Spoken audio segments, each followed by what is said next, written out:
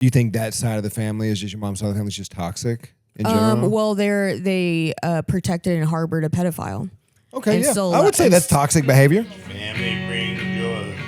It's childhood destroyed. Hey, it's Tammy's boy. Tammy's boy. Tammy's boy. Hey, it's Tammy's boy. Tammy's Boy Podcast is intended for entertainment purposes only. Jon Carden is not a licensed therapist. He is just a friend. All right, everybody. Welcome on into Tammy's Boy. I'm Jon Carden, and my mom smoked in the car with the windows rolled up.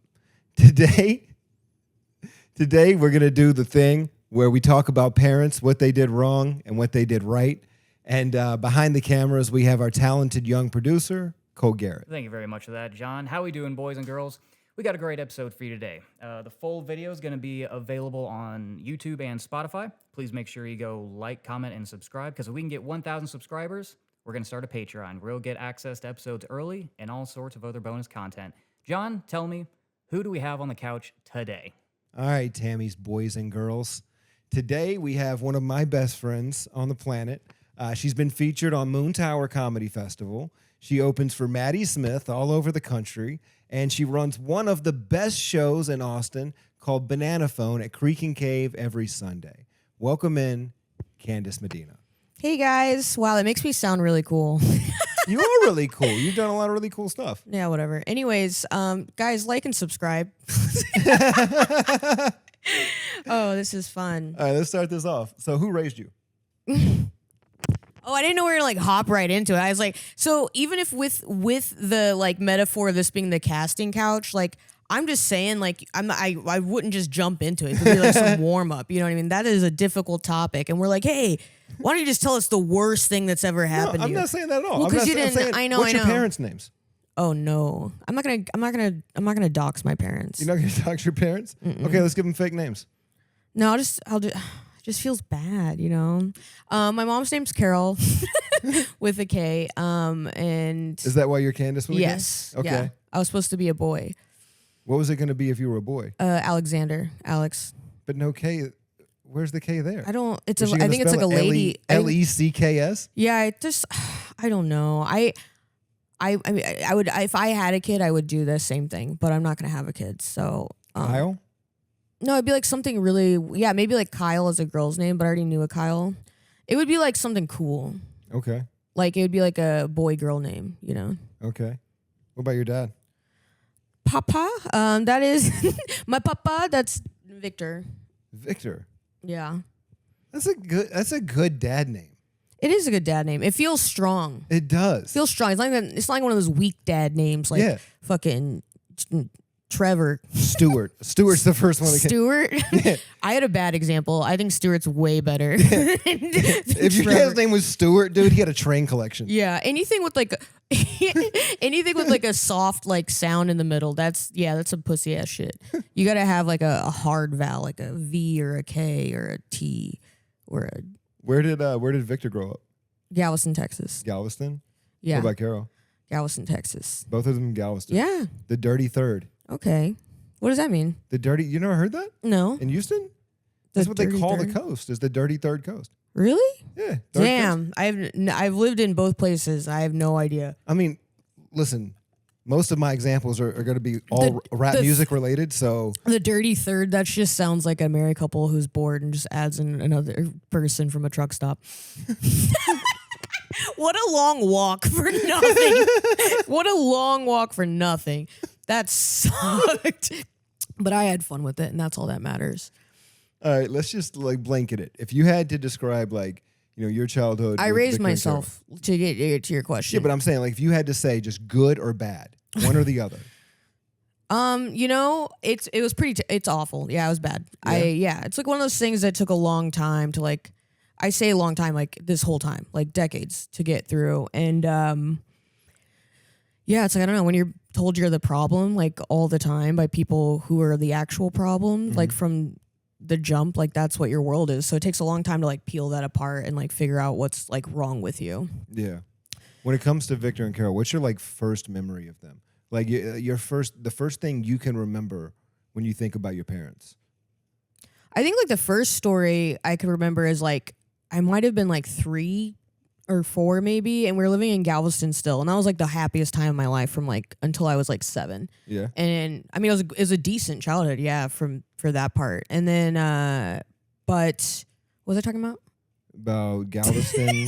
Earliest memories. Earliest Okay, so we were it was like Christmas time, and I woke up and I went to the living room. I don't know why. I guess it was Christmas, I don't know. And then I saw my mom putting presents under the tree, and she was like, "This is just what I got you." Like, you know, I remember that happening, and that was like a cool, like, happy memory.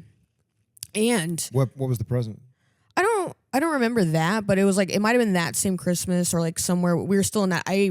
Everything in my childhood I remember by the apartment we were in. So these are like different eras of my childhood. I do that too. Yeah. Yeah, I remember from the trailer we were in. Yeah. I go, okay, well, this was the one on like whatever 69th Street, and yeah, so it was like because we lived in that same complex, different apartments. Like those are 2 different eras too. Anywho, so we it was Christmas, and my mom, I was like obsessed with country music because that's all my mom listened to was country music, and I loved Shania Twain. Like this was like the shit. Like I got kicked out of preschool for like singing like country songs and shit. Not kicked out, but I got in trouble. Yeah. Yes. And so I remember it was like I was taking things out of the stocking stuffers, like the stocking, and I'm just like saying, oh, this toy, like basically just like who gives a shit type thing. I was like a little honest little piece of shit back then too, and so it was just like whatever. Okay, and then I go, piece of shit. yeah, true, facts. I'm like, okay, Slinky, Bounty, whatever the fuck. And then I just keep tossing it. And then I go, Shania Twain. I go, oh, Shania Twain. I got a cassette of Shania Twain, and I lost my shit. And I was probably like 4 years old or so. Okay. Yeah, that was a sick memory too. That's a good early memory. Those are good ones. Yeah, I got lucky. I lucked out in like a life of even though the life was of abuse, I had 7 good years. But not everyone can say that. It's like a dying family member who is like however many years. You're gonna have 7 years to live, and then they die, and then it's like, well, at least I got 7 good years with it. You know what I mean? I guess I could look at it like that. They make it to 8. You're starting to get pissed off. Yeah. Like, whoa, wait, hold on. Yeah, you're like, okay, buddy, this is a hoax. I wanted to wrap this up 6.5 years ago. Take me back to when you were dying. Yeah, so pretty cool.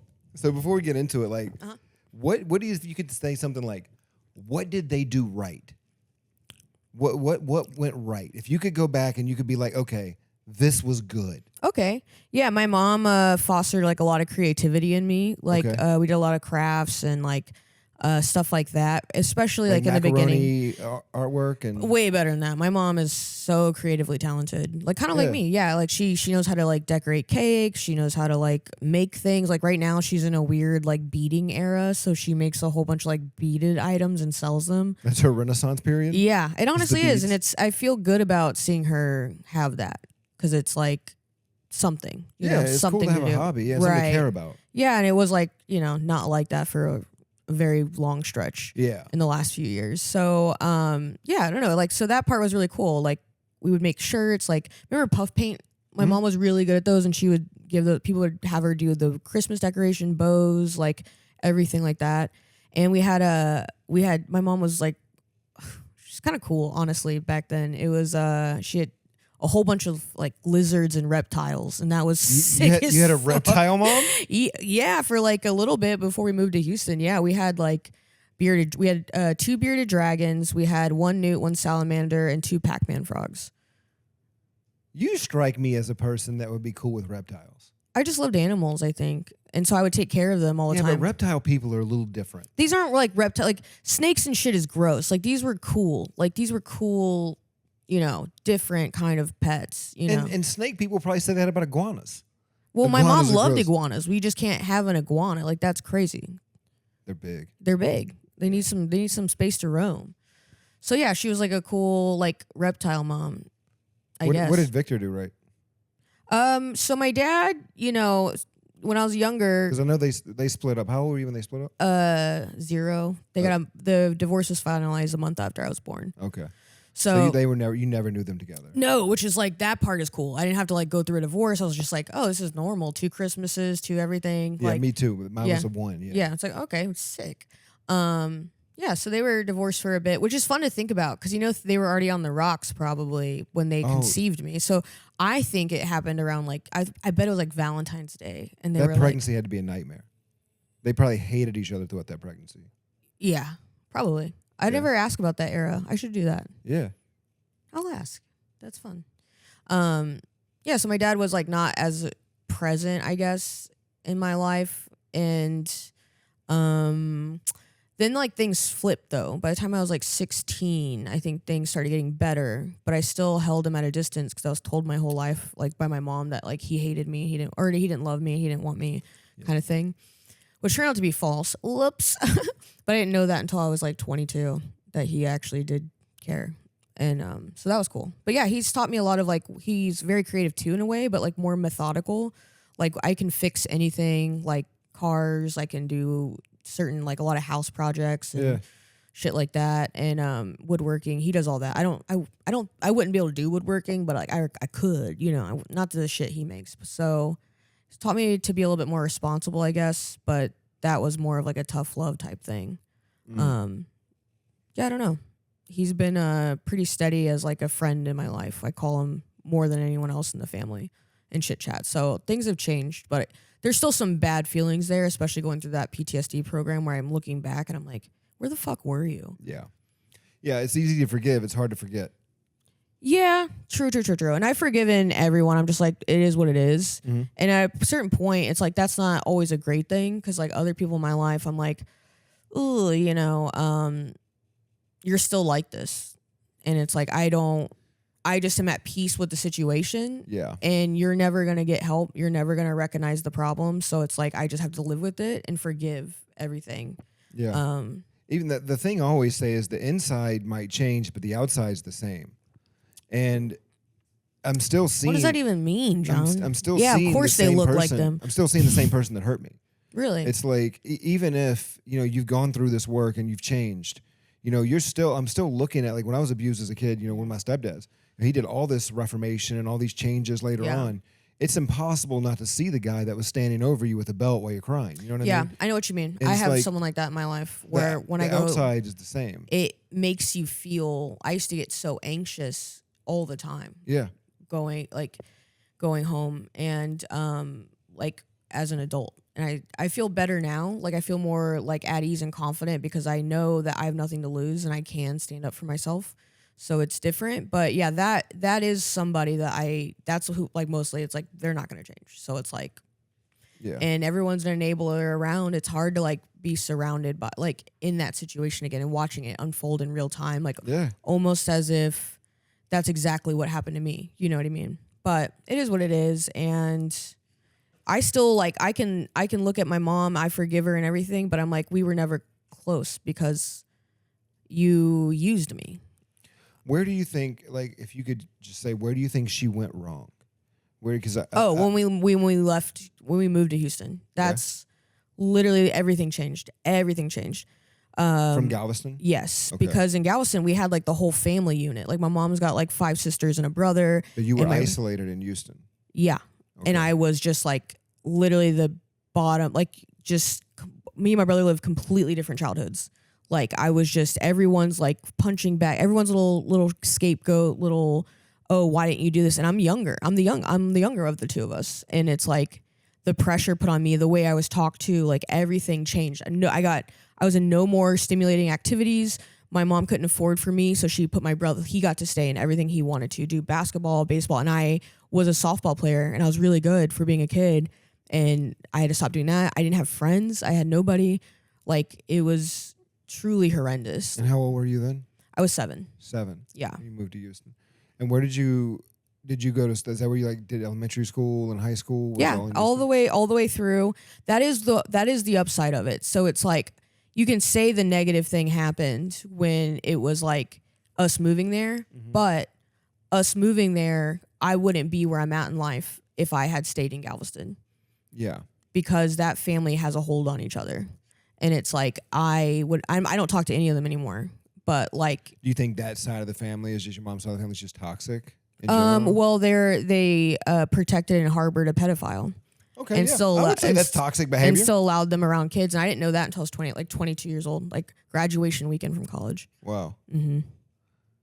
I had experience with a pedophile in my family too. Hot.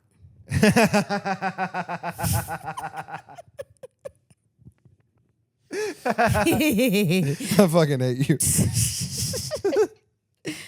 Yeah, I mean Oh, it's man. very common, and it's unfortunate. And I feel like as a society, I feel like things are changing, but it's like there's more transparency. But it's never gonna be like the main story I hear is this similar one to mine and probably yours, which is people know and they don't do anything about it, or they blame the child or whatever. Everybody I know, like everyone I know, has a story like this.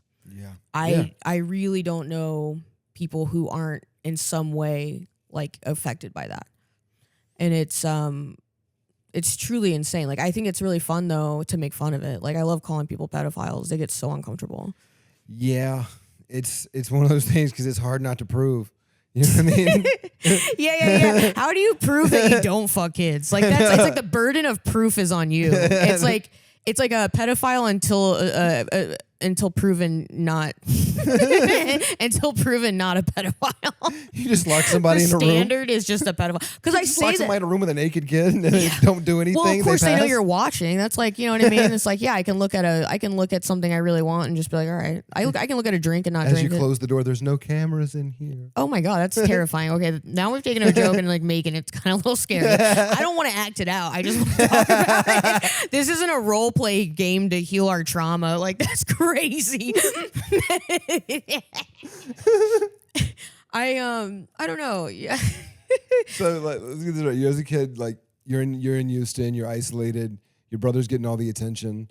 What's a day like? What was a struggle that would come up almost every day between you and your mom? Was it just like a lack of effort on her behalf for you, or was it just like? I cannot tell you how lonely I was. And like, you don't understand. You're a kid. Yeah. You don't understand what is going on. Oh yeah, absolutely. Yeah, you just know you're understand. lonely. Yeah. You don't even know that. Like Yeah, you absolutely, truly are just like, this is my life. Like my life is to get shit on all the time and have a few good moments and be let down all the time. And nobody's gonna care about you. And if you want to do anything for yourself, you're gonna have to like make it happen. And it's like, I used to tell myself all the time, this isn't going to be forever. yeah. You're going to grow up. Oh, see, until recently would wake up every day like scared, like just angry, like something about the day. Like, I don't know. I didn't feel the world was safe. Like when I was terrified. I've been terrified for a very long time of the world. For me, I had this weird confidence in the erratic nature of my mother. So like I knew any situation that we were in, there was a clock ticking with Tammy. Tammy would bolt. Yeah. You know what I mean? So no matter how bad the abuse got, It was predictable. I always really had that weird hope, you know, in the back of my brain that this is going to end because Tammy will get sick of this and we'll move on. Yeah. Yeah. It's just like, ultimately we have to remember that like our parents were also mentally ill. Absolutely, yeah. And so my mom admitted that recently. That's what I was going to ask you is like, how do you think like the person your mom was affected the parent she was? Because I know they're one and the same. You're a person and a parent. But like, Well, she was a kid, you know, so Yeah, that's what I'm she saying. had to raise her sisters. Her mom was never around. She would go off with different men and just like leave, and so my mom had to raise them. So it's like her being a kid, she was burdened with a lot of responsibility. and at a she young age. was a kid, Yeah. and she got out of that house to like get out of there, and then she was still a kid. My dad was like, you know, it was probably frustrating for him. Like she was probably a lot. I know how I was in my 20s. Like I was a fucking like just a mess. I've been a mess until literally within the last few years. Like it's tough. So if she was very similar to me, it would have been very difficult to get through life with that much responsibility.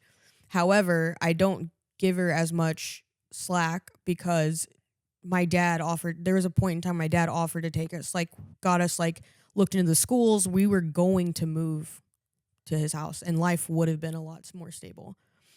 And so she could have done that. And she kept you from that. Yeah. Yeah. Yeah. So it's like a little bit of a selfishness there.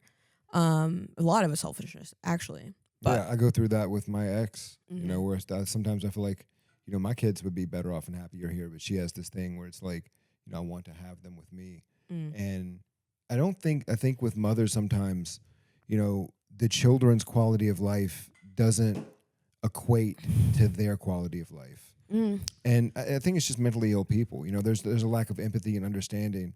And I think everyone always has the hope that they can do better, that they can do better than the other person, that things will be better here. yeah. I don't know. I don't know what she was thinking. I don't know what, I can't really speculate too much. I mean, she was a single mom. She had to work a lot. Is that what you resent her for the most? Is keeping you away from your dad? No. No. I resent her for allowing abuse to happen and contributing to it and making me feel like invisible. Because really big shit happened, and I look back and I'm like, what the fuck? What were you doing? You didn't care. Yeah, no, you were truly like insane things for a parent to see their child experience and to decide to still not help. And Yeah. both of my parents are responsible for that aspect. And just not being believed, and it's whatever though. It's whatever. I'm like so cool now though. I'm like so good. I'm like so good now. What's your worst? If you could say, like, what's the worst memory? If you could go back to like one day, like one thing with mom, what would you say was like? It was, I don't know why this one came to mind, because it was just all the time. So a lot of it is I don't remember a lot as a kid. Like I truly do not remember so much. It's bad, but like I think I was just like dissociating mostly. I repress a lot of Yeah. stuff too. Well, I don't even think it's just, I don't know. Like I don't even know if it will never come to the surface, because truly I don't remember. Like I don't remember certain things, like, or most of my life, I would say. Do you want to? Not really, because it's like when I was in that PTSD therapy, it was like what I felt most was like these images and these feelings, like these emotions versus like an actual memory. So I can picture myself somewhere, and just the anxiety of the unknown of what was going to happen and how I'm probably going to get my ass beat today. Like, you know what I mean? It was like, So your mom was physically abusive too? she was, but she wasn't my main abuser. And like, I You had don't, a stepdad? no, I just like don't know if I can, you know what I mean? Put Yeah. this No, I get it. out there. So I don't, Whatever I you're think comfortable yeah, with. yeah, yeah. No, this part is like tough to talk about, because it's, I mean, the honest truth, and I don't know how that would affect me. I guess I it won't get it. matter. I guess it doesn't matter, because it's like, why do I have to be the one to always hold on to shit, you know? Well, it's like, so my brother was like, used to beat the shit out of me, like Yeah. truly out of anger, like it wasn't just like a play thing. It was like beat the fuck out of me. Yeah. And I don't remember a lot. I don't remember all of it, like at all. And but at the same time, he was like my best friend, because I didn't have anyone else, and we were going through this horrible situation Yeah. in a way together. So it was like this, you know what I mean? And it just primes you for abuse in the future. You know what I mean? Absolutely. Because it's like, this is what love is. I still love them, Yeah. but like I'm getting treated so horribly, but you don't, like, in your head, that's normal. So you become like a perfect victim, which is pretty cool. Well, you're being raised by someone that's mentally unwell. And when the captain of the ship is, creating an unsteady boat, the sailors are going to be all over the place. And it's a shitty analogy, but you know what I mean. You know what I mean? When there's a crazy person. Yeah, that was a really bad analogy, honestly, because I don't know what the fuck you're talking about. I'm talking about There's a boat, and in this boat there are sailors, okay? And the captain is fucking shit up, and everyone's rocking around, and the sailors are gonna go This crazy. is why I said no friends. And This is why I said no friends. This is a sailor. What? Okay, But you know what I mean. I don't. That's the whole point. There's So, turmoil. If Okay. Yeah, I get that part. The person in charge is mentally unwell. well, it's like there was no charge though, because it's like it was just pure anarchy, like in a way. It's Lord What- of the Flies. Yeah, but I was the little fat kid that everyone hated. So they didn't like I'm me. sorry to laugh at that, but damn. That's what I mean. That's ultimately like true. It's like I was literally the one from and we're like, fuck this kid. And it's like, all right, then bet. And so, but yeah, it was cool though, but it made me like, there are some good qualities that came from it, That's what I was going to ask you is like, first, like, how did it fuck you up? Like, and how did it help you? Because I know that. I'm trying to talk about something positive. Hold on. So like, no, like I want to talk about both because like, yeah, I know that it did a lot of things that you've worked through, and that's what I want to get to. yeah, Is all the work you've done. But like, I know what it's like to be isolated, and I know those things, what they did to me. yeah, It made me really hard to trust people. It made it really Yes. difficult for me to communicate with people. yes, I felt isolated, and especially when the person that you're close to abuses you. yeah, I had stepdads abuse me, mom abused me, all those things. So it makes it not impossible, but more improbable to form lasting relationships right. and to do all these things. And that's what I'm just trying to figure out. I was like, we've never been modeled healthy relationships. absolutely. So, we truly don't know what to expect. And someone treats us like shit, we're like, oh, that's normal. It's fucking not. But like in our world, it's like we've done it. That's our normal. It's like truly feels normal to a degree. And then, it's just so difficult to build those interpersonal relationships, have trust, and still like advocate for yourself and not be afraid of whatever you say or do is going to like make someone like be a type of way or leave, So it's cool though. I mean, honestly, I've learned a lot throughout my journeys interpersonally, and that's good. Do you think you learned anything healthy from your realm?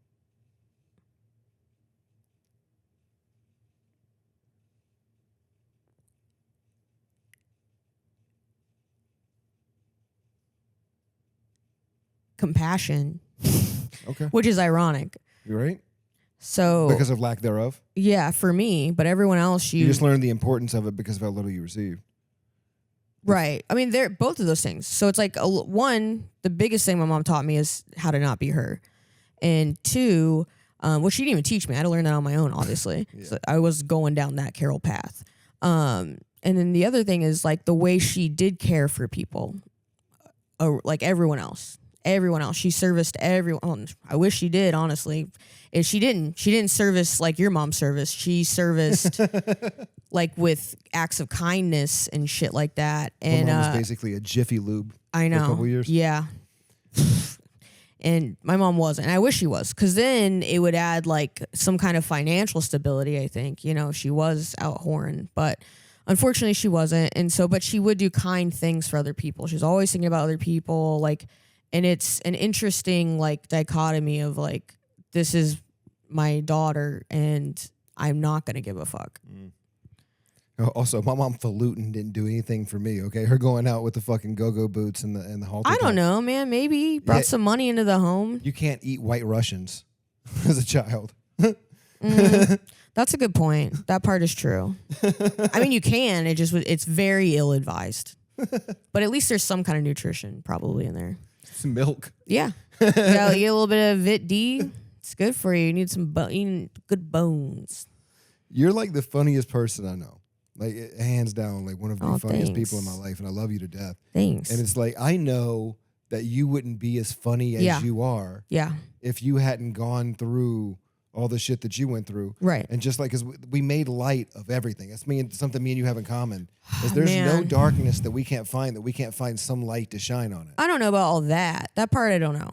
That's like a lot of mental work to do. But I will say is that we weren't always making light of it, but it was, or for me, I wasn't always making light of it or seeing the positive in it. I think it was more so the way to express myself a little bit back then is like, I was always funny, but it was also a defense mechanism. Like it truly was like a defense mechanism. And it's still to this day. Like I'll be in my psychiatrist appointments or whatever, just saying crazy shit, like trying to make them laugh when it gets too intense for me. Yeah. And I go, oh, sorry about that. And literally one of them, because she was like the main doctor and there was like a resident that I was working with.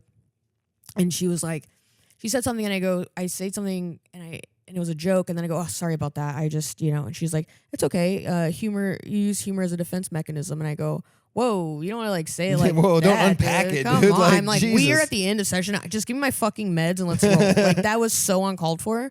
Especially it's like, I don't ever see you. You're just like the advising doctor. Like, oh man. So, did she laugh at all? They seemed amused. So they didn't laugh. No, but my PTSD psychiatrist, we did have a lot of good laughs, and I'm pretty sure he's like in love with me, and it's whatever. But I miss him, and we had 17 solid weeks together. Did you guys talk about narcissism at all? I'm sure he's in love with me. Okay, so there was like John. There was a lot of flirt. Like it wasn't. We had some moments. We had some moments where I was like. And here's the thing is I still haven't listened to a voicemail from him because he did do some shit at the end that really pissed me off, and it was the whole thing. But I made jokes with him all the time in session. There was like one where I was talking about how I was very down, and I was like, I can't stop thinking that I want to. Like, I don't want to be here. It was like very sad, but like not, you know what I mean? And just dramatic. I was just being dramatic. And he was like, I was like, don't worry. He's like, do you have a plan? I'm like, it's not like a real, like I have access to the things that I would need, but I don't have a time or place. So don't worry about it. It's probably fine. So I told him. And then he goes, at the end of session, he goes, okay, well, I'll see you next week. So I guess you got to stay alive for another week. And then I was like, that would actually reflect more poorly on you than it would on me. If I, you're you're a shitty therapist. Yes. If I, I'm just like me. Yeah. It's like you're probably gonna get written up. Like you know what I mean? Like it's not gonna be good for you. You're gonna lose your job. Yeah, dude. yeah. You're gonna. That's 3 write-ups. Yeah. My life is your job security. Yeah. But I did take it too far. Like I ended up like telling him.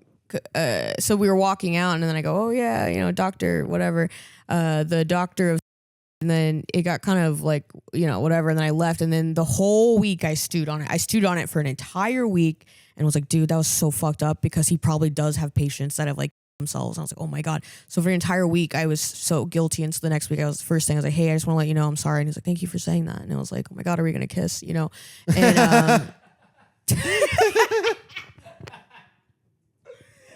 And Moonlight Sonata starts playing. So kiss me. Do, do, do. I like the moon. If you open hands, strike off the rain and make a fireflies dance. Okay, silver moon sparkling, kiss me. Okay, done. I had to finish it. Sorry. Yeah, I miss him. But you know what's funny about that? What? So the whole time we're working through all these things and like how I can't trust the world, I can't trust myself, like people are like I'm worthless, like all these horrible things I believe about myself. We work through all this stuff and trusting people and like not being left, being afraid of being left, whatever. And so we did a follow-up appointment the week or like a few weeks later after like my final appointment. Yeah. Just to check in, and that's when I realized like he was the one that like told me I was being stalked, which was like very helpful. And I was like, shout out to you. I wasn't even gonna bring it up to him, And so anyways, we finished the session, and he always says at the end of the session, if you ever like need whatever, just hit me up. We can always add appointments. He's always said like supplemental appointments, like whatever. He's always said that to me throughout the entire process. And then so. That was the end of session. Like that was the end of that session, like talking about being stalked. And then because it became real, like that night and the next day was like these panic attacks and like terrifying dreams. And I've never had terrifying, like not to that level. Yeah. And so I needed to, I was like, I don't know if I can work through this. I don't know if I can handle this. Like I know we've done a lot of work, but this is like next level. Like I'm terrified type of thing because it's real now. And now I feel, now I'm like looking over my shoulder. Like I'm feeling, you know what I mean? And so I had called to make the appointment, and then the lady said she talked to him, and he's the doctor, and he said that we're done with session. We don't have we're not doing sessions anymore. And I go, oh, I started crying because it was like the next day that I had, like 2 days later that I had set the appointment from when I found out about that shit. I was like having mental breakdowns. And she was like, yeah, he said that like, you guys are done, that you guys aren't going to see each other anymore. And I was like, that's crazy because that's not what he told me. You know what I mean? And then it made, so we just spent all 17 weeks to work through like not trusting myself, not trusting you, other people, like whatever, get all the way through this process for you to fucking gaslight me. I was like, that is insane, because then it does make me like, am I crazy? Did I mishear that? No. And only that, but you had your fucking like lady do it. Be a man. Call me to my face, But he did end up calling because I called him out and with my other psychiatrist, my like medicating psychiatrist, and told her, he like said all this and then he wasn't there for me. She's like, oh, I'll tell him. I was like, no, it's fine. Don't tell him. It's okay. No, I'm okay. Yeah, I'm okay. Just maybe. See. And so I guess she did. He ended up calling me and like leaving this voicemail. And I've only read some of the transcript, but some of it was like, okay, at the end of it, it says like, I'm rambling now, so I'll let you go. I'm like, oh my God, that is so flirty.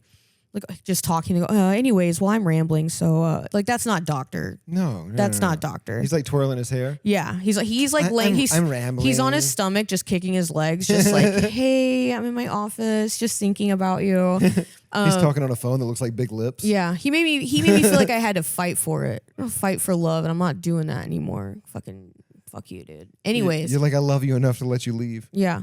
Yeah. I love you. I think maybe it was a test. And I passed. I did a good job. Good job. I did a pretty good fucking job. But yeah, he was. Are you over all the stalker stuff? Is all this stuff done? Mm-hmm. Yeah, I feel a lot more comfortable. I'm pretty sure they found like another supply, so I'm good. True narcissist, like covert, which is the worst kind. Oh, for sure. Anyways, so yeah, I'm feeling a lot safer. I did lose my pepper spray, which I probably shouldn't say in public. Don't say it on a pod. I am a perfect target at this moment until I can find it I think I can find it in like a couple days. I'm giving her a gun before she leaves. I don't want to. I wouldn't use it.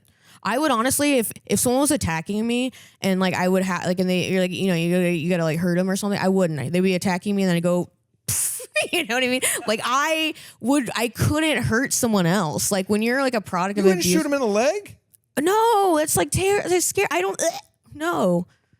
I don't know. What if you train to be like a really good shot and you know that you're going to miss vital arteries and you're just going to wound someone? What? It just seems like a lot of responsibility, because I already feel like a coward in general, because I've seen shit break out, like fights and stuff, or like a woman like getting beat in the street, and well, she was fighting back really good though, so I didn't jump in, but I was also in my head like I'm not a hero, like I'm not a hero. No. And so with the gun thing, like I already feel bad about not being a hero.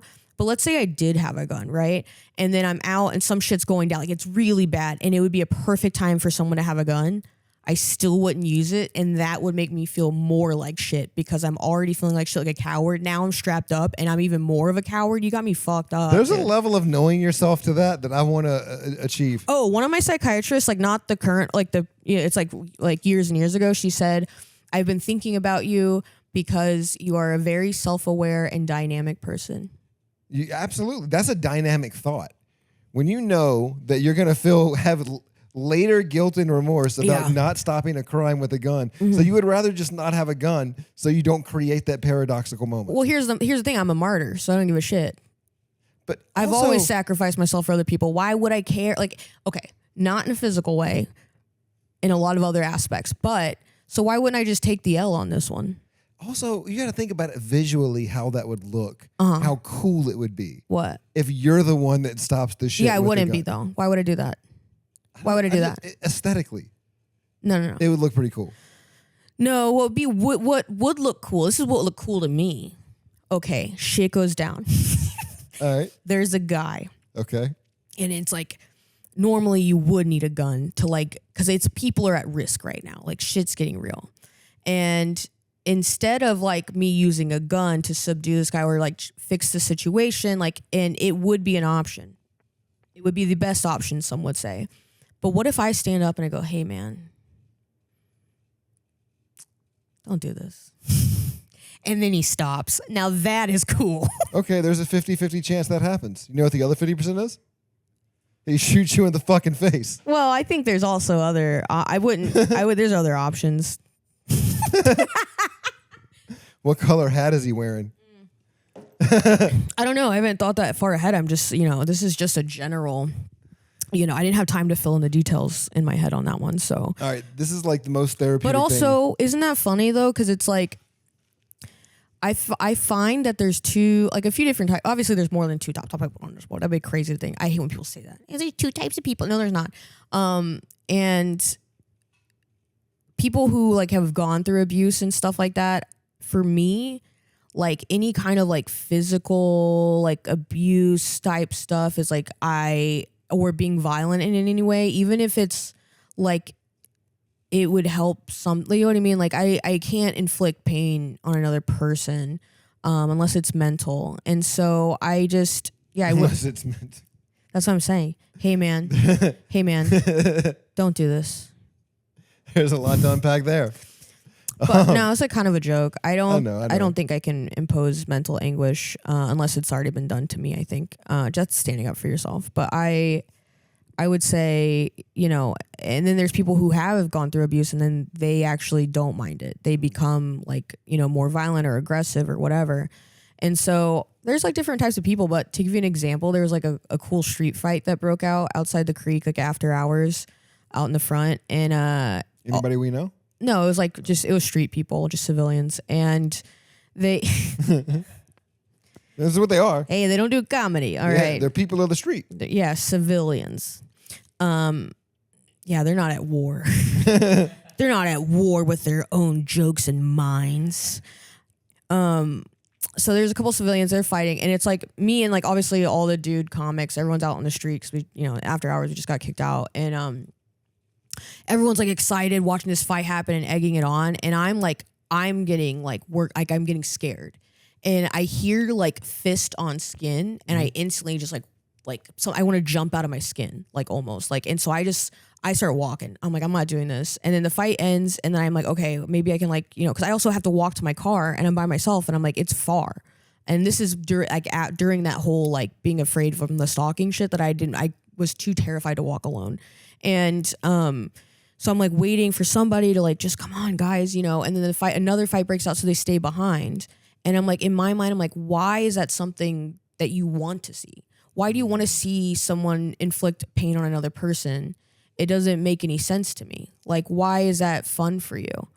Like, why is that entertaining? Like, these aren't people who are getting paid to do this. These aren't trained fighters. These aren't athletes. Like, these are just two people who probably are drunk and are going to regret this anyway, but could seriously get hurt. What if one of them did have a gun?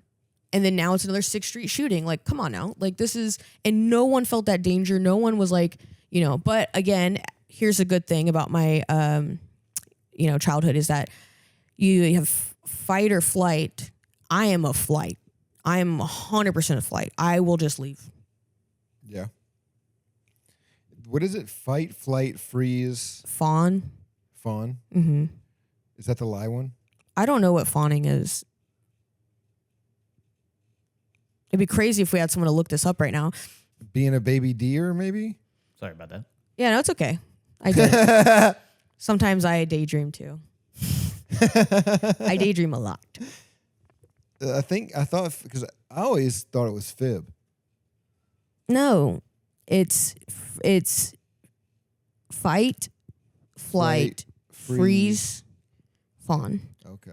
I'm also a freezer. Yeah, I'm a freezer. Like there's been times like my dog I had was getting close to a possum, and I freaked out and I just froze, even though I knew something bad could happen to her. And then my friend Shania ran and helped, and I was like, dude, I'm not that. I'm a flighter. When I know violence is on. Shut up, John. What's fun? Sorry about that. Yeah, what's fun? What's fawn? Are you still not doing it, Colton? Oh my It's a young god! deer in its first year. Okay, well, no, We're talking about there's the 4 responses. yeah. to So trauma. just type in fight, flight. freeze, So type in fight, flight. There it is. freeze, fawn. Is fawn pretend to be a baby deer? That's a great way to respond to The trauma. fawn response, also known as the people-pleasing, is more recent addition to this list of responses. In this response, individuals attempt to appease or placate the person in a situation they perceive as threatening. This might involve excessive apologies, arguing, or agreeing with others. Oh man, I do that too. I do that for sure. Fuck, but that one's more interpersonal versus like a physical reaction. Yeah, Interesting. That is interesting. I mean, I will freeze until the fight. Like when I know violence is on the way, You're like, oh hell yeah. I'll get twitchy and nervous. But then once it's here, like I just once it's there, you just handle it. Yeah, you There's just nothing handle else you that can shit. do. Just fucking handle it, bro. You fucking jump in, you handle that. There's You nothing you can handle getting your ass fucking beat because you thought you could win. Well, when you live in a trailer, ass whooping is a solution to a lot of problems. It's a lot of fun. It's a lot. I of mean, it could problems. also create more problems. You get your ass beat, now everyone knows you're a bitch and they all beat your ass. Well, yeah, that's the problem. That's why you got to always fight, no matter what. Can't just let them beat you up. Well, then you get your ass beat, though. So you could either win, everyone knows you're a badass, or you could lose. You could lose, and then everyone knows you're like a little wimp-ass bitch, so they know they can do whatever the fuck they want, or they beat your ass, and you're going to fucking lose. Let's get this back on track. Let's do this. I feel like we're already on track. I think you're like so concerned with steering the ship with all the sailors on it to like just we're potting, dude. We don't have a direction. No, I just want to ask you this. Okay. What's one piece, if you could tell any parent in the world right now, okay? All parents. Yeah. If you could give them one piece of advice for their kid based on your childhood, what would it be? Just care. Listen. If they're telling you something, just listen to them. Let them know that they're heard. Yeah. That's great. I know that's something you and I both struggled with growing up, was not feeling heard. Oh yeah. Yeah. Oh yeah. Well, it's funny because But I also was like by myself all the time. So it's like even if I was talking, it's like a tree falls in the woods. It's like a kid's traumatized screams for help fall in an empty apartment. No one's there to hear it. Did it happen? Yeah, it did. And you should have fucking listened. Colt likes it. He's still zoning out. He's still daydreaming over there. one of the funniest Daydreaming about. One of the funniest things I've seen was a mom literally talking about how smart her son was. She was like, he's on honor roll. He's doing this. He's in the Young Men's Society. And he comes up to tell her something and like, I guess something like pretty important. And she goes, in a minute, baby. And I'm like, you just talked about how smart this child was. Well, yeah, because those people, it's not about the kid. It's about what they look like to other people. Absolutely. It's the optics. Yes. Yeah. It's Yes. like, I'm doing the thing, right? I'm doing what we're supposed to do. I'm raising a smart child. Which is hilarious because my mom used to do the same thing. Like I was such a high achieving child. And a lot of that was just like natural like ability. Just natural talent and gift, and and intelligence. But then part of that, like later in life, like when I was like 7+, was me working my fucking ass off for anyone to notice me. I said, if you could just be perfect, if you can just nail this, like finally they'll care. Yeah. And so I pushed myself for everything to be the best I could be and all of that. And my mom would love to take credit for it. Oh, she reads all the time. Oh, she's all straight student. Oh, she's, doing upper level stuff. Oh, she's in college. She's doing what? It's like, no, dude, stop, because this has nothing to do with you. Zero. Yeah. And the fact that like I barely made it through college because I had zero support. I didn't know what I was doing. First gen college student, like absolutely a mess. Like couldn't handle my life. Like barely made it out. And it's like, where were you? Do you want to brag about that? How you weren't around and I just happened to survive like I've always been surviving forever, Yeah, I know what you mean. Me and my brother actually called my mom before this pod. And what do you guys three-way? she three-wayed her because like Yeah, she you sent did? You she sent a three-wayed picture. her? Yeah, we three-wayed my mom. So, Walked right into that one. Can I hit your vape? so Oh, sorry, I have a tennis elbow. he called her like right before this, and my mom was like, Josh, I'm in the hospital. Oh, my mom loves to do that. And Josh is like, okay. And because we've both heard it a million times, so it's impossible to take it seriously. Right. Even though there's a good chance she's probably in pain. Something's going on. She said, my chest is hurting, my left arm's aching, and she thinks I think I'm having a heart attack. And so she's not going for her like normal reasons, which is, trying to get painkillers. So normally she would be like, my knee or my neck hurts. Oh, that's cool. This is new, so it might be real. But I hadn't talked to my mom in like a year. Mm-hmm. And my brother put on three-way, calls her right instantly, and that's what I hear. And I'm just like, all right, bro, I got no room whatsoever for this. So before she could even get like 10 words out, I'd hung. No, you gotta get yourself out of there, and that's what it is too. Is setting those boundaries later in life, like, because my mom's like really the same way, where she's been in bad health for decades. It's like she's holding on, and it's just always something. Like when she calls me, I'm like, this is gonna be something, and it always is like or even when we talk, it'll be just a lot about her and a lot about.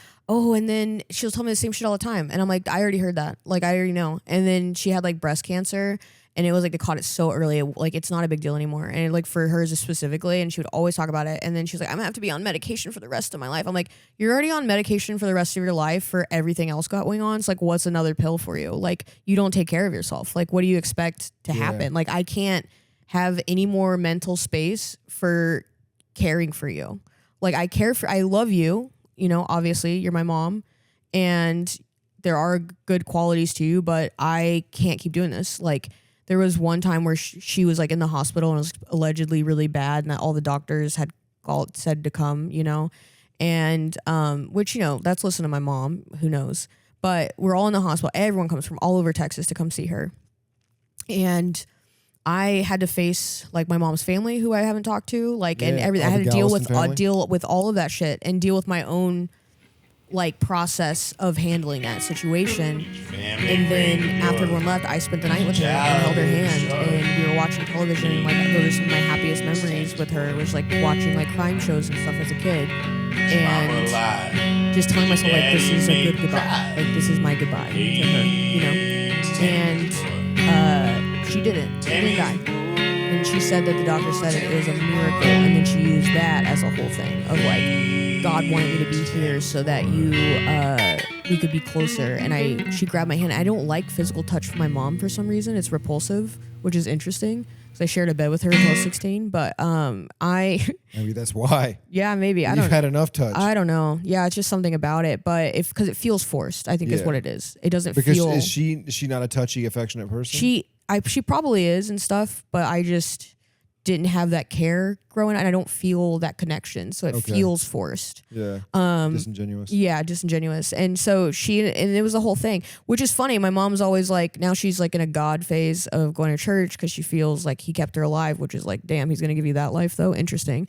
But she, so she was, with my stalkery, like, mentally abusive ex, she told me I had prayed for him that he's gonna be your husband, and I'm like, man, God hates you because you prayed for that. Thanks, Mom.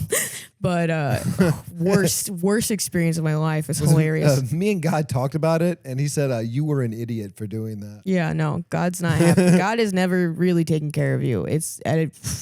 But yeah, she's always had health problems, and it's like you can only have so much space for that. And then after all of those things, and then the breast cancer thing, and then now the medication's fucking with her potassium levels. Now she can't have X, Y, or Z, and she's got like gut problems now, and she can't have all these X, Y, or Z foods.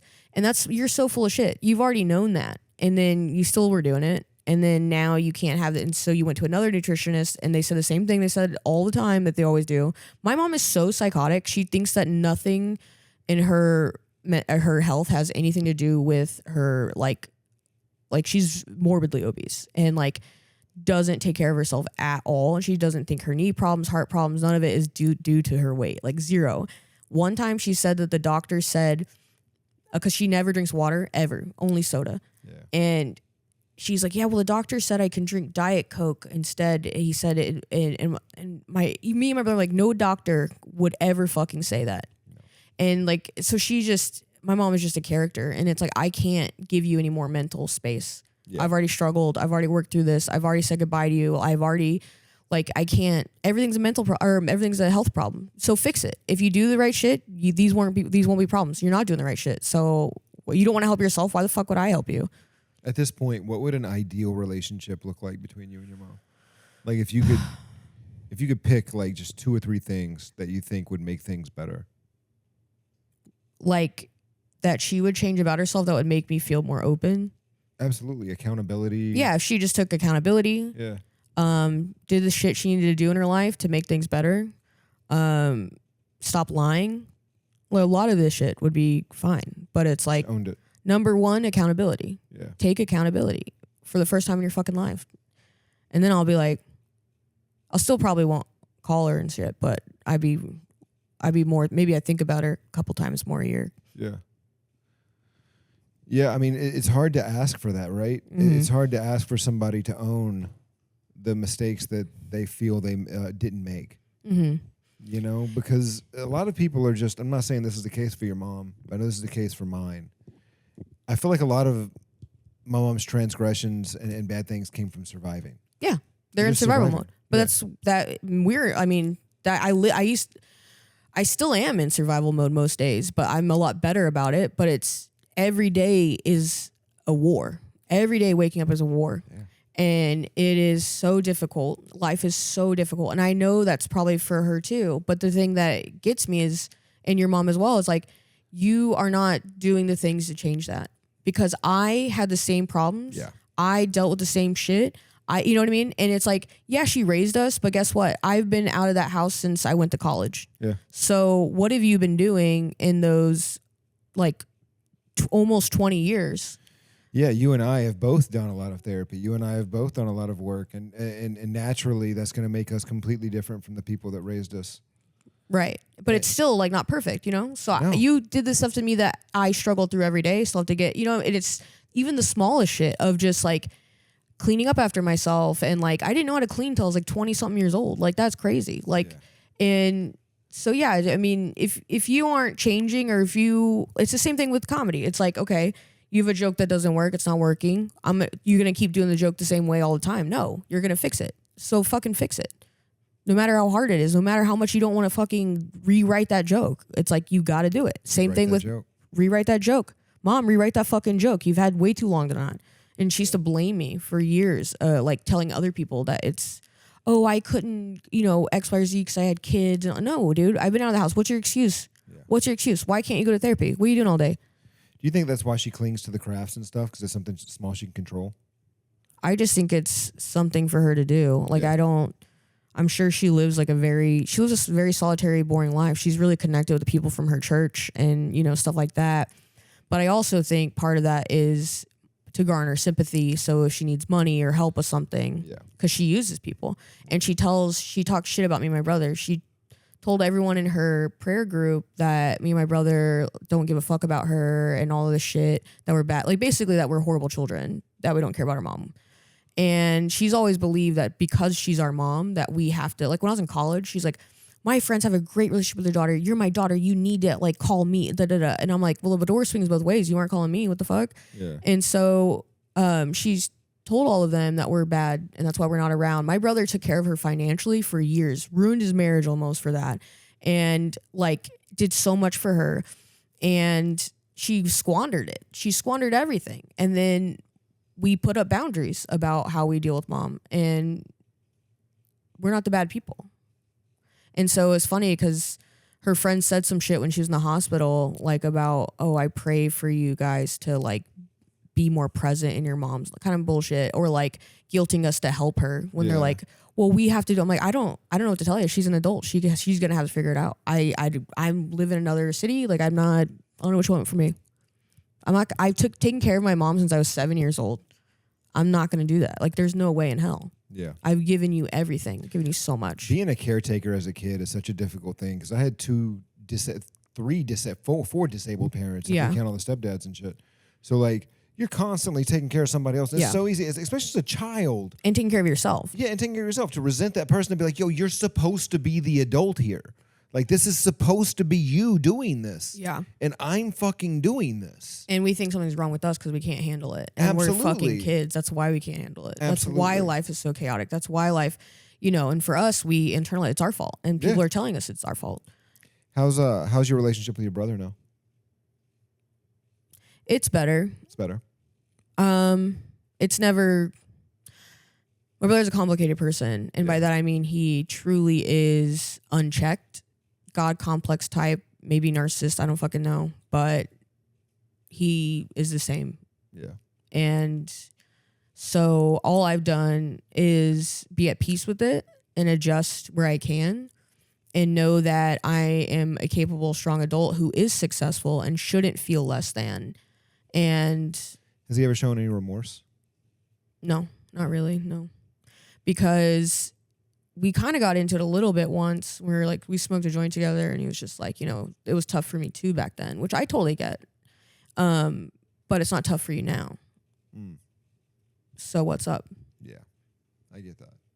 And everyone processes trauma differently, but and he doesn't see himself as I didn't realize he was my abuser until I was in PTSD therapy. I thought it was my like my mom, and it wasn't. It was him.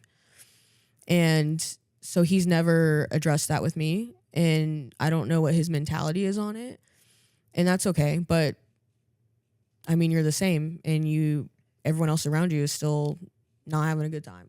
Let's say that to make it easy. And that's a real thing. Watching that happen and almost becoming an enabler is because I am now, complacent in some ways. But whatever. So there's something I did want to say about that. I just want to let you know you're not. Yeah. You're not. Even though you feel you are. I do everything in my power to make that not the case. I really do. I push back. I there's some things that I stand up for. And I know how much you love your family. Right. And I know they're everything to me. And so my nieces and my nephew. And so I stand up and, I stop caring about that because it's like I want them to hear like the other logical side and how even keeled I am and not choosing those paths. And also modeling what it's like to be a different person because they're growing up in a world of like richness, like rich people, like in the way that they behave and going to school and being like academically great, like, which I was anyway, but you can also be a creative. There's other things in this world that your brain is different sometimes. So it's like showing them different ways of being and being funny and being yourself and being unique. And it's okay to be different. And it's okay to like be emotional and it's okay, you're a kid. Yeah. And, so it's all good, but something I will say, which is really interesting. So a few months ago, I had a call with my mom, and it was the first time of like being real, like talking about some real ass shit. When I told her, I was like, I'm not trying to, I'm not trying to punish you. I'm not trying to I don't blame you for anything. I just need you to, I'm just curious. I'm not going to scold you, whatever. And I asked her point blank, why? What was happening back then, and she talked a lot about that. One of the things that stood out was because I always thought this in my head and I was like, Kandace, you're crazy. Because there's memories I have that I go, there's no way. And so when I was a kid, I was hitting the head with a baseball bat like multiple different times. And everyone in my family told the stories, like my mom especially would tell it like a joke almost. Like, oh, he hit her in the head with a baseball, and it was like, oh, okay. So that's kind of how I perceived it for a long time. And then after this therapy, I go, man, that's very weird. And I go, Mom, I'm pretty sure one of those times, or I'm pretty sure he hit me in the head on purpose. And she goes, yeah, but that was only one time, like the on purpose part. And I go, are you serious right now? You knew that my brother hit me in the fucking head on purpose with a baseball bat, and nothing in your brain was like, this is not normal. I was like, you had to beat him off of me with a tennis racket before. And also they tell it like a funny story. And I'm like, you didn't think that was weird? I just thought you guys were playing. No, the fuck you didn't. Are you serious right now? Are you fucking serious right now? He could have killed me. Yeah. That's rough. Anyways, so what I was saying is like, it was a confirmation that I'm not crazy. Yeah. Throughout this whole process. And that's the thing is I've had to look for real signs and be told real signs that these things I've experienced are real because I struggle with believing myself. So anyways, a cool confirmation to be like, sick. Now I can move on. Yeah. I'm proud of you. Thanks. I know how much work you've done. I know how much you had to get over. And I know that I'm lucky, though. You're also, like I said, you're one of the most talented people I know. and you're one of the best people I know. And there's a reason that you're here. There's a reason I wanted to have this conversation. I love you, buddy. I love you too. You're a great person. I think you're one of the first people, or one of the only people I would say I know that, in which I get onto you about, is more self-sacrificing than anyone I know.